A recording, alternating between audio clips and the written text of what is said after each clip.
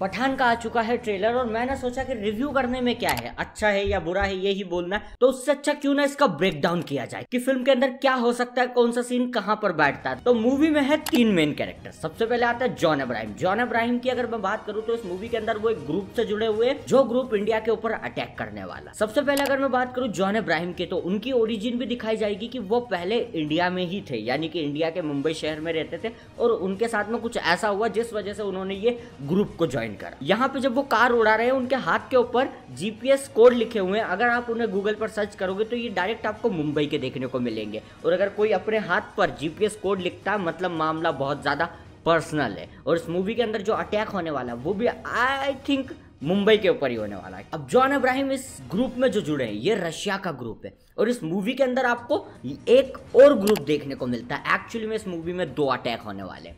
पहला अटैक ये लोग करने वाले जिसके बारे में पठान को पता चल जाता है और फिर जो डिंपल कपाड़िया रहती है वो पठान को बोलती है कि जाकर मारो। और यहाँ पे जो इंट्रोडक्शन होने वाला है एसआरके का, यानी कि पठान का जो इंट्रोडक्शन होने वाला है वो इस ग्रुप के साथ में लड़ते हुए होना चाहता है, क्योंकि ये अनपढ़ों का ग्रुप है और जॉन अब्राहम वाला पढ़ा लिखा ग्रुप है और इस वाले ग्रुप को डेफिनेटली पठान रोक देगा। उसके बाद में जो जॉन अब्राहम रहेगा वो दिल्ली के अंदर ये वीडियो भेजेगा कि मैं अटैक करने वाला हूँ, रोक सको तो रोक लो। और इस सीन के अंदर यहाँ पे आपको पठान खड़ा हुआ भी देखने को मिलेगा। और फिर डिंपल कपाड़िया और ये आशुतोष राणा पठान को कहते होंगे कि जाके तुम्हें जॉन को रोकना हो। एंड देन फिर बारी आती है थर्ड कैरेक्टर दीपिका पादुकोण की। दीपिका पादुकोण की इस मूवी में थोड़ी लेट एंट्री होने वाली है और वो जब एंट्री करेगी तब वो पठान से मिलेगी और पठान को एक्सप्लेन करेगी कि मैं भी एक मिशन पे हूँ। अब 2 पॉसिबिलिटीज बढ़ जाती है, या तो दीपिका इंडिया की एजेंट हो सकती है या किसी और कंट्री की भी एजेंट हो सकती है।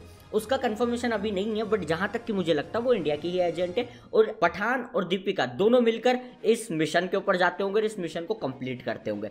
उसके बाद में अब सीन के बारे में अपन डिस्कस कर लेते हैं। तो जॉन अब्राहम को कहीं ना कहीं पता चलता होगा कि उसके प्लान को कहीं ना कहीं ये 2 लोग फेल कर सकते हैं। तो फिर जॉन अब्राहम अपने लोगों के साथ में इस घर के ऊपर अटैक करता होगा और इस घर पर कौन बिलोंग करता है, दीपिका पठान। ये दोनों यहाँ पे हैं और इस पर जॉन अब्राहम अटैक कर देता है, जो कि आपको मूवी के सीन में देखने को मिलता है। और फिर यहाँ पे जॉन पठान से बात भी करता होगा और फिर आपने अगर टीजर देखा होगा तो वहां पे ये दोनों इन्हीं सेम कपड़ों पे एक बड़ी सी पहाड़ी से नीचे कूदते हुए देखने को मिलते हैं। तो यहाँ से जॉन अब्राहम के हाथ से ये दोनों के दोनों निकल जाते हो और निकलने के बाद में फिर ये जॉन की जो हेडक्वार्टर है वहां पे अटैक करने की सोचते हैं, जहां पे ये सीन आता है। और ये है जॉन का मेन रशिया का हेडक्वार्टर, क्योंकि रशिया में हमेशा बर्फ ही रहती है और यहाँ पे भी आपको बर्फ ही बर्फ देखने को मिलेगी। तो यहाँ पे दीपिका और एसआरके दोनों आ जाते होंगे। एक तरफ संभाल रही होगी दीपिका और दूसरी तरफ संभाल रहे होंगे एसआरके। और एसआरके और जॉन दोनों का एक चेजिंग सीन आता है बाइक के ऊपर, जो कि आपने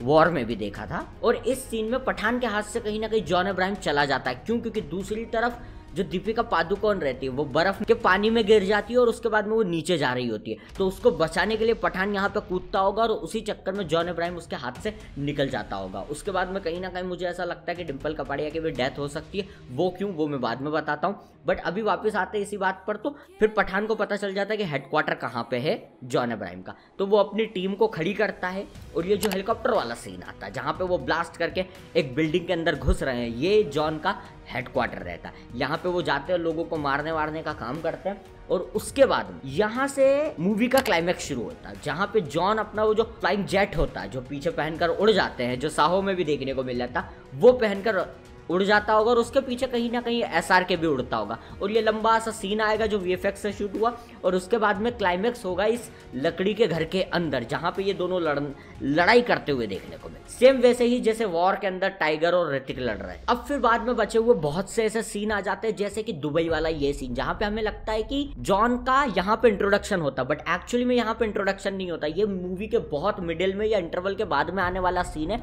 जहां पे ये कार को ब्लास्ट करेगा और उसके बाद में पठान इसके पीछे पड़ेगा, जो कि ये ट्रक पर कार पर लड़ाई करने वाले हैं। और ये पूरा का पूरा दुबई का ये लंबा सा सीन होने वाला है। उसके बाद में आता है ट्रेन वाले सीन पे। तो यहाँ पे पठान को फिर से पकड़ रखा है और पठान यहाँ पे लड़ता और ट्रेन व्रेन से बच के निकल जाता होगा। ये सारे सीन यहाँ पे बैठते हैं। अब आते हैं मूवी की टाइमलाइन को लेकर कि ये मूवी किस टाइम पर बेस करती है। लाइक टाइगर जिंदा है के बाद की कहानी होने वाली और वॉर से पहले की कहानी होने वाली, यानी कि 2019 में जो वॉर हुई थी उसके पहले की कहानी होने वाली है डेफिनेटली, क्योंकि इस मूवी के अंदर डिम्पल कपाड़िया आपको देखने को मिलती है जो कि जिंदा है, और इस सीन में कहीं ना कहीं ऐसा फील होता है कि डिम्पल कपाड़िया मरने वाली है इस फिल्म के अंदर, और उसके बाद में वॉर वाली मूवी बेस कर, और फिर आगे आने वाली जितनी भी मूवीज होगी, जो टाइगर 3 होगी, वो फिर वॉर के बाद की स्टोरी लाइन होगी, जहां तक कि मुझे लगता है। तो ये थे पठान का ट्रेलर ब्रेकडाउन। आई होप आपको पसंद आया। अगर ऐसे ही बेहतरीन वीडियोस और फ्यूचर में देखना चाहते हो तो चैनल को सब्सक्राइब करो, और वीडियो अगर पसंद आया तो लाइक करते हुए जाना, और कमेंट में अपनी थ्योरी रखते हुए जाना। मिलते हैं अगले किसी बेहतरीन वीडियो में।